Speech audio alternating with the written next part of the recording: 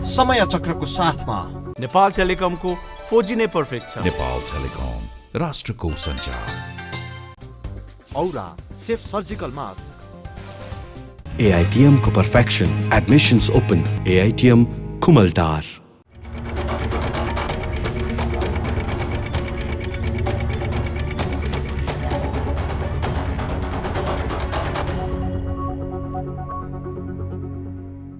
दर्शकहरू नमस्कार, समय चक्रमा हार्दिक स्वागत गर्छु म रोहन श्रेष्ठ।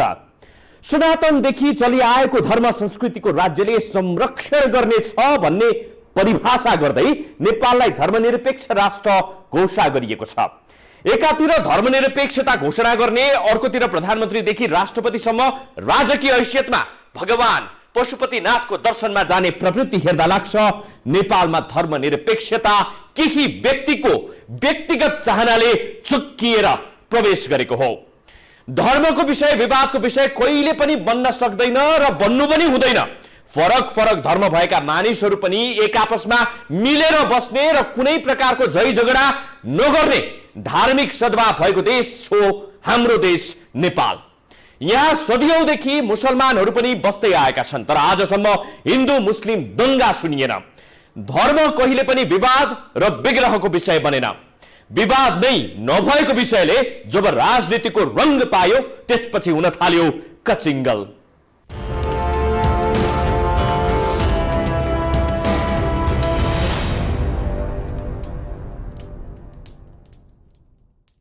धर्मनिरपेक्ष मुलुकका प्रधानमन्त्री राजकीय शैलीमा पशुपतिनाथको पूजामा व्यस्त हुन थालेका छन्।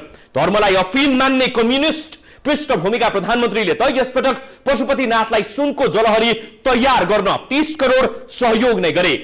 केही विज्ञहरूले चाँदीको जलहरी हटाएर सुनको लगाउनु कानुनी र धार्मिक दृष्टिले उपयुक्त हुँदैन, अदालतकै ढोका ढकढक्याउन पनि उनीहरू पुगेका छन्। यो हेर्नुस्। पशुपतिनाथ मन्दिरको मुख्य शिवलिङ्गमा रहेको जलहरी सुनको राख्ने भन्ने विषय 1 वर्ष अघिदेखि नै चर्चामा रहेको थियो। पुरानो चाँदीको जलहरी जीर्ण भइसकेका कारण नयाँ जलहरी सुनको बनाउने कि भन्ने छलफल भएको पनि केही वर्ष भइसकेको थियो। 1 वर्ष अघि नयाँ जलहरी सुनको बनाउने निर्णय हुँदासम्म यो विषय खासै विवादित बनेन। त्यसै पनि चाँदीको ठाउँमा भगवान पशुपतिनाथमा सुनको जलहरी लगाउने विषय गौरवपूर्ण हो भन्ने ठानियो। जब जब जलहरी निर्माण गर्ने मिति नजिकिँदै गयो यो विषय विवादमा पर्न थाल्यो। विवाद अब स्थानीयले युगदेखि नदेखेको कुरा नगरेको कुराहरूलाई देखेपछि त्यो हुन्न भन्ने कुरा त बोल्ने त स्वाभाविक हो नि। नहुनु के हो भने त छलफलमा आउनु पर्थ्यो नि, छलफल पनि छैन। केही संस्कृतिविदहरूले शिवलिङ्गमा जलहरी सुनको राख्नु कानुन र धार्मिक दृष्टिले उपयुक्त नभएको तर्क गरे। जलहरी प्रतिस्थापन गर्दा प्राचीन स्मारक संरक्षण ऐन 2013 बमोजिम गरिनुपर्ने र विगतमा जस्तो थियो उस्तै राख्नुपर्ने र यसमा साट्ने फेर्ने जस्ता कार्यहरू गरिन नहुने दाबी हुन थाल्यो। अब हामीले बोल्दा के पनि अब आवश्यक छैन देखेन हामीले, किनभने हामी को भन्दा पनि पश्चिमी क्षेत्र र विश्व सम्बन्धले हेरेको कुरो, विश्व सम्बन्धले बोल्नुपर्ने कुरो हामीले बोलिरहेको छौँ। हाम्रो कुरालाई मान्यता नदिएपछि हामी बोल्नु के भने यो हातेको गाडी मोसा गरेको छ, केही फाइदा छैन। र मैले त गौरीमा भन्न सिकाएको छु, शिव र पार्वती भन्ने कुरा के हो भन्नु पर्यो। यदि सुनको मतलब जलहरी राख्ने हो भने पहिलाको युगदेखि राख्न सकिन्थ्यो नि, नसकिने त होइन नि। र शिव र पार्वती भनेको पार्वतीलाई सुन चल्दैन कि लक्ष्मीनारायणले चढ्छ कि शिवलाई चढ्छ। चाँदीको जलहरी भनेको पार्वती योनिको हिसाबमा आउँछ। यस्तो तर्क आउनु अघि अर्थात् माघ 12 मा प्रधानमन्त्री केपी शर्मा ओलीले पशुपतिनाथको दर्शन गरेर सुनको जलहरी निर्माणका लागि 30 करोड रुपैयाँ दिने निर्णय गरेका थिए। यस्तो निर्णयपछि पशुपति क्षेत्र विकास कोषले नेपाल राष्ट्र ब्याङ्कसँग 104 किलो सुन किनेर जलहरी बनाउन थालेको थियो। त्यो सुनको उनै लगाउने, त्यसलाई लगाउनै भयो त भगवान खुसी हुनुहुन्छ भने हामी पनि खुसी छौँ। भगवान त खुसी हुनुहुन्छ होला हैन, अनि उहाँ खुसी हुनुपर्छ, हामी पनि खुसी नै छौँ। अब त्यो यहाँ सबै ठिक हो भने ठिकै हो, हामीलाई त थाहा छैन। पहिला अहिले मैले सुने होइन, परम्परागतमा थिएन, अब अहिले लगाउने भन्ने कुरा सुनियो है, अहिले मात्रै सुनियो है। त्यसमा अब सबै संसारकै मान्छेहरू खुसी छन् भने त हामी खुसी नहुने कुरा भएन हैन। जलहरी निर्माणको काम महाशिवरात्रि अर्थात् फागुन 25 सम्म सम्पन्न गर्ने भनिए पनि यो विषय विवादित हुने जस्तो देखिन थालेपछि निर्माणको गति बढाइएको थियो। पछिल्लो तालिका अनुसार फागुन 15 मा जलहरी शिवलिङ्गमा जोड्ने भनिएको थियो। फेरि यो विषय विवादित भएर अदालतमै पुगेपछि जलहरी निर्माण र उद्घाटन फागुन 12 मै गर्ने गरी पशुपति क्षेत्र विकास कोषले तयारी गरेको छ। 15 गते चाहिँ यसको शुभारम्भ गर्ने भन्दै अब पेशी तोकिएपछि हतार मनस्थितिका कारणले भोलि 12 गते नै यसको शुभारम्भ हो। प्राचीन स्मारक ऐन विपरीत सुनको जलहरी निर्माण गरिएको भन्दै सर्वोच्चमा 2 वटा रिट दर्ता भएका छन्। यो रिटको सुनवाईपछि अन्तरिम आदेश हुन सक्ने सम्भावना देखिएपछि हतारमा फागुन 12 गते बिहानै जलहरी उद्घाटन गर्ने तयारी गरिएको छ। हाम्रो धर्म संस्कृति परम्परा जात्रा पर्व यी साथै बजाउने हाम्रो यो क्षेत्रको नवजातले गर्ने कुरो यो विश्व सम्पदाले गर्ने होइन। परापूर्व कालदेखि हामीले चलाइरहेका छौँ यो क्षेत्र यो र हामीले अनगिन्तीको रूपमा हामीले नै के मानेर नगरेको हामीको के मतलब चाहिँ छलफलै नगरिकन राज्यले गर्छ भने हामी किन के बोल्नु। झन्डै 1 करोड रुपैयाँको लागतमा निर्माण भएको जलहरीका लागि सरकारले 30 करोड र 60 करोड पशुपति क्षेत्र विकास कोषले खर्च गरेको छ। जलहरीकै लागि 90 करोड रुपैयाँ खर्च भएको छ। अब देशमा चाहिँ यो सम्पत्ति हो, त्यो सम्पत्तिलाई रक्षा गर्नु त राम्रै हो नि, होइन र? अब सक्नेले ठुलै चढाउँछ, नसक्नेले सानो प्रतिभा ल्याएर चढाइन्छ नि त। एउटा चाहिन्छ त पूजा गर्नलाई। हाम्रो घरमा पनि एउटा राखेर पूजा गर्नलाई हामीले पनि हामीले एउटा राखेर प्रतिभा राखेर पूजा गर्ने गरेका छ हामीले पनि। त्यहाँको उठेको भेटी दक्षिणाहरूको संरक्षण गरेर त्यही खर्च गरेर राम्रो पार्नु, राम्रो देखाउनु भनेको यो उचित कुरा हो, राम्रो कुरा हो। नयाँ जलहरी राख्नका लागि हाल कायम रहेको चाँदीको जलहरी मर्मत गरिसकिएको छ। विशेष काम अघि विधिपूर्वक गरिने क्षमा पूजा पनि पशुपतिनाथमा भइरहेको छ। फागुन 8 गतेदेखि भएको क्षमा पूजा जलहरी स्थापित नगर्दासम्म जारी हुनेछ। क्षमा पूजाकै लागि पशुपति क्षेत्र विकास कोषले भारतको कर्नाटकबाट 22 जना पुजारी ल्याएको थियो। यी सहित 108 पुजारीले निरन्तर क्षमा पूजा गरिरहेका छन्। पशुपतिनाथको शिवलिङ्गमा सुनको जलहरी राख्ने भन्ने जाने समाचार आयो। त्यसलाई प्रधानमन्त्रीज्यूले नेपाल सरकारको तर्फबाट 30 करोड दिने भन्ने कुरा आयो। यो सकारात्मक छ। यसको आफ्नै किसिमको सांस्कृतिक महत्त्व पनि हुन्छ। चाँदीको सट्टामा सुनको गरौँ भनेर जुन आयो र फेरि त्यो चाहना पनि थियो, त्यहाँका पुजारी मूल पुजारीहरूको चाहना पनि थियो। त्यसैले अब सुनको जलहरी राख्ने काम जुन सुरु हुन लाग्छ त्यो उत्साहप्रद छ। पशुपतिनाथमा 25 सालमा जडान गरिएको चाँदीको जलहरी छ। त्यस अघि पनि चाँदीकै जलहरी थियो। धेरै अघि चाहिँ तामाको जलहरी रहेको जानकारहरूले बताएका छन्। जलहरी भन्नाले शिवलिङ्गको ठिक तलतिर योनि आकारको संरचना हो। शिवलिङ्गमा चढाइने दूध पञ्चामृत सबै शिवलिङ्ग हुँदै जलहरीमा पुग्छ र जलहरी हुँदै बागमती नदीको ब्रह्मनालसम्म पुग्छ। धार्मिक दृष्टिले सुन पवित्र धातुमा गणना हुन्छ। पञ्चधातुमा सुन पनि पर्छ। सुन धनको मानक पनि हो। हिन्दूहरूले लक्ष्मीलाई धनकी देवीका रूपमा पूजा गर्छन्। यो हिसाबले सुनलाई लक्ष्मीको अंश पनि मान्न सकिन्छ। तामाको ठाउँमा चाँदी, चाँदीको ठाउँमा सुनको जलहरी लगाउँदा पशुपतिको महिमा घट्दैन, अझै बढ्छ र यस विषयमा युनेस्को जस्तो अन्तर्राष्ट्रिय संस्थाको पनि ध्यान तानिँदैन भन्ने तर्क पनि छ। थप प्रसङ्ग सहित उपस्थित हुनेछौँ तर यो छोटो ब्रेक पछि।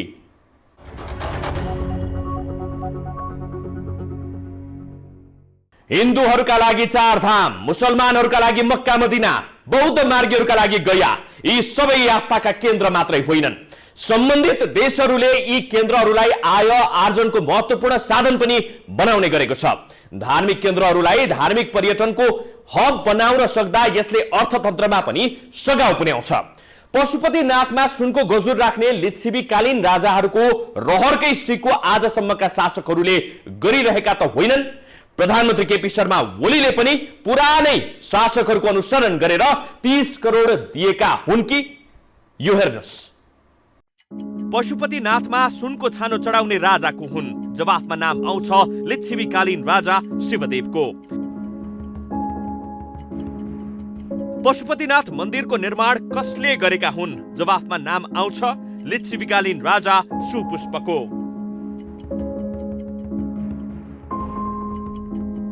यस्ता प्रश्न उत्तर लोकसेवाको तयारी गर्ने परीक्षार्थीहरूले कण्ठ पार्छन्। पशुपतिनाथमा सुनको जलहरी जडान गर्ने प्रधानमन्त्री केपी शर्मा ओलीको रहर हेर्दा लाग्छ कुनै दिन लोकसेवाका लागि उनको नाम पनि राजा शिवदेव र राजा सुपुष्पको झैं याद गरून्।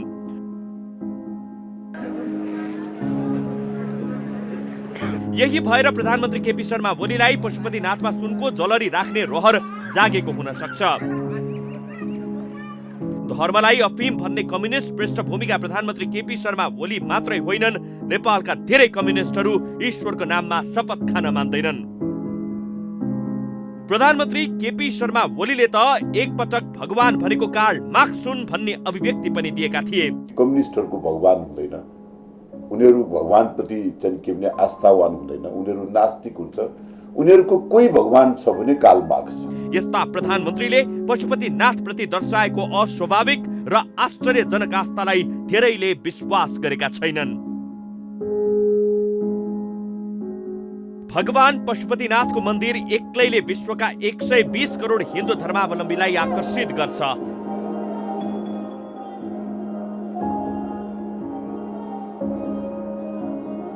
विश्वमा 15% मानिसहरू हिन्दू धर्म मान्छन्।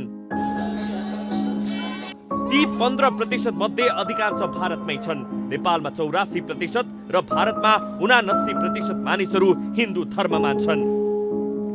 भारतका रैतेदेखि प्रधानमन्त्री राष्ट्रपतिसम्मले नेपाल आउँदा पशुपतिनाथमा शिर नझुकाई फर्किँदैनन्। अर्थात् भगवान पशुपतिनाथको मन्दिर भारतका करोडौं हिन्दूहरूलाई नेपाल भ्रमणका लागि बाध्य पार्न एक्लै काफी छ। तर यसका लागि सरकारले गर्नै पर्ने पहिलो काम सुनको जलरी हो त।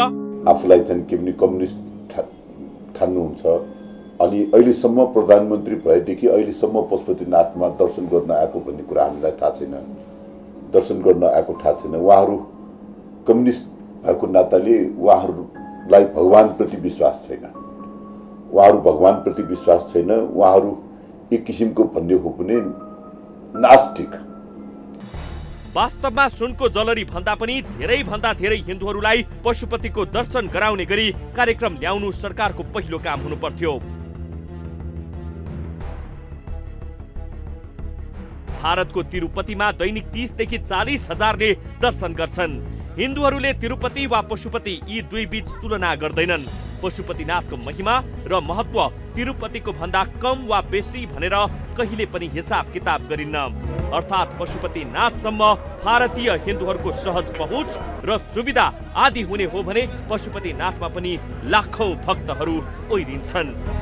नेपालमा 20 लाख पर्यटक भित्र्याउन नेपाल भ्रमण वर्षको आयोजना हुने गर्छ। भारतको तिरुपति मन्दिरमै 1 करोड 30 लाख जतिले वर्षेनी दर्शन गर्छन्। यति मात्रै होइन, भारतको वैष्णो देवी मन्दिरमा वर्षेनी 1 करोड भन्दा बढीले दर्शन गर्छन्। कश्मीरको वैष्णो देवी, आन्ध्र प्रदेशको तिरुपतिमा करोडौं भन्दा बढी भक्तहरू पुग्छन् भने काठमाडौँको पशुपतिनाथमा भक्तहरू नआउने भन्ने कुनै प्रश्नै उठ्दैन। तर यस्तो लाग्छ पशुपतिनाथको दर्शन गर्न जति हिन्दूहरू आएका छन् त्यसबाटै सरकार सन्तुष्ट छ। मानौ गर्नुपर्ने काम पनि सबै सकिएको थियो, त्यही एक सुनको जलरी मात्रै बाँकी थियो। प्रधानमन्त्रीले त्यो पनि पूरा गरिदिए।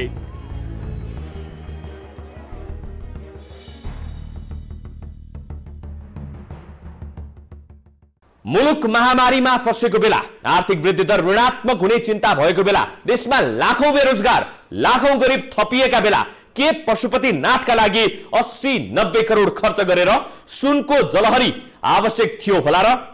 आफै त बाघको छाला ओढ्ने, हातमा त्रिशूल, डमरू बोक्ने र शरीरमा खरानी घस्ने भोलेनाथलाई सुन चढाएर खुसी पार्न सक्छौ र? यस्तो प्रश्न पनि उब्जेका छन्। थप प्रसंग सहित उपस्थित हुनेछौं, तर यो छोटो ब्रेक पछि।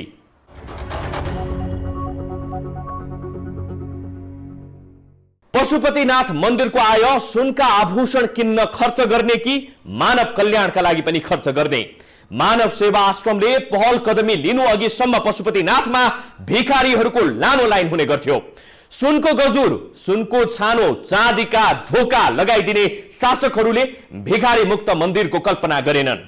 पशुपतिनाथमा हिजो आज भिखारीहरू त घटेका छन्, तर पशुपति आय अहिले पनि मानव कल्याणका लागि कम, अन्य काममा बढी प्रयोग भइरहेको छ। यो हेरौं। केही वर्ष अघिसम्म पशुपति क्षेत्रमै निशुल्क भण्डारा लाग्ने गर्थ्यो। पशुपति क्षेत्रका विभिन्न सङ्घ संस्थाहरूको विरोधका कारण यो निशुल्क भण्डारा हटाइयो। पशुपतिनाथको मन्दिरमा लाखौं भक्तले दर्शन गर्थे, अझै गर्छन्। पशुपतिको भण्डारा समृद्धि हुँदा मन्दिर बाहिर सयौं भिखारीहरू दयाको याचना गरिरहेका हुन्थे। सुनको गजुर, चाँदीको ढोका, सुनकै छानो लगाइदिनेहरूले मन्दिर अगाडि दया खोजिरहेकाहरूलाई कहिल्यै सम्बोधन गरेनन्। सहयोगापेक्षीहरूमाथि दया गर्नु भनेको उनीहरूलाई एकमुठी चामल र 1 रुपियाँ नगद दिनु हो भन्ने आम बुझाइ नै बन्यो। कतिपयलाई त लाग्थ्यो कि भिखारीहरूलाई दान गर्दा धर्म प्राप्त हुन्छ, यसकारण पनि मन्दिर अगाडि भिखारीहरू त हुनै पर्छ। भिखारी नै नभए कसलाई दान गर्ने अनि कसरी धर्म कमाउने? सायद यस्तै सोच भएर होला यस्ता असहायहरू सबैका लागि आश्रम बनाउने र राख्ने भन्दा पनि उनीहरू जस्तो हालतमा छन् त्यस्तै हालतमा राखिरहने, तर मन्दिरमा चाहिँ सुनका आभूषणहरू थप्दै जाने चलन बस्यो। सुनका आभूषण थप्न मन्दिरकै आयले महत्त्वपूर्ण भूमिका खेल्ने गर्थ्यो। कुनै बेला नेपालबाट दास प्रथा उन्मूलन गर्न पशुपतिको आय खर्च गरिएको थियो। पशुपतिनाथमा भक्तहरूले चढाएको भेटी र सुनमै अनियमितता हुन थालेपछि भेटीको दैनिक विवरण सार्वजनिक गर्न थालियो। 56 वर्षमा पशुपतिनाथमा भक्तहरूले चढाएको सुन नापतोल हुँदा गत वर्ष 9 किलो मात्र पाइएपछि हिनामिना भएको शङ्का गरिएको थियो। 45 सालदेखि 52 सालसम्म कसले कति सुन चढायो त्यसको अभिलेख नै गायब पारेर सुनमै हिनामिना गरेको अनुमान पनि गरियो। पशुपति क्षेत्र विकास कोषमा अधिकांश पदाधिकारीहरूमाथि भ्रष्टाचारको अभियोग पनि लागेको छ। पशुपतिनाथको आय सम्पत्ति अपचलन गरेको अभियोगमा अघिका धेरै पदाधिकारीहरूमाथि अख्तियारले मुद्दा नै चलाएको थियो। पशुपतिनाथ विश्वभरका हिन्दूहरूका आराध्य देव हुन्। दुनियाँलाई यसै भनेर अल्मल्याउने तर पशुपतिनाथकै सेवा गर्ने भनेर पदमा पुगेकाहरू आफै भने अनियमित काममा संलग्न हुने गरेका कैयन उदाहरणहरू छन्। यसपटक 80-90 करोड जति खर्च गरेर सुनकै जलहरी बनाउने काम भएपछि धेरैको मनमा गढेको प्रश्न चाहिँ के हो भने सुनको गजुर, सुनकै छानो, सुनकै जलहरी, सुनकै ढोकामा मात्रै पैसा खर्च गरिरहने कि यस्तो स्रोत मानव कल्याणका लागि पनि खर्च गर्ने? कोभिडको चाहिँ इन्जेक्सन लिनलाई राज्यले चाहिँ चन्दा मागिराखेका देखिन्छ। एनजिओ आइएनजिओहरूलाई त्यो सबै नेपालीलाई कोभिड दिनको लागि चाहिँ चन्दा मागिराखेको देखिन्छ। अनि चन्दा त्यो कोभिड सबै नेपालीलाई कोभिड दिनको लागि लगभग 1 खरब जस्तो पैसाको खाँचो छ।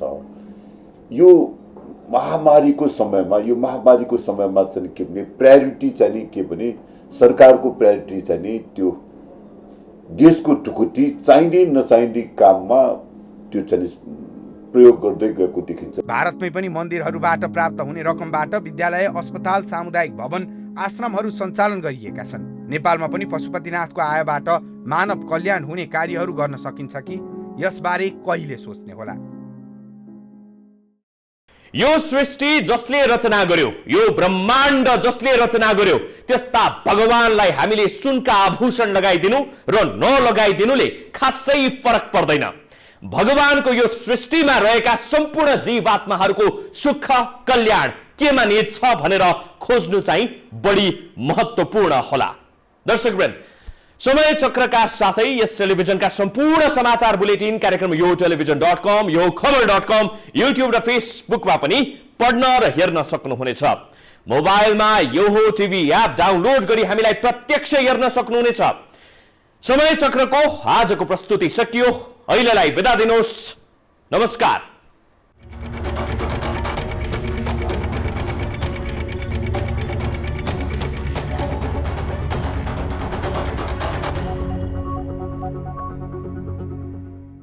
समय चक्रको साथमा नेपाल टेलिकमको 4G नै पर्फेक्ट छ। नेपाल टेलिकम, राष्ट्रको सञ्चार। औरा सेफ सर्जिकल मास्क। AITM को perfection, admissions open, AITM Kumaltar.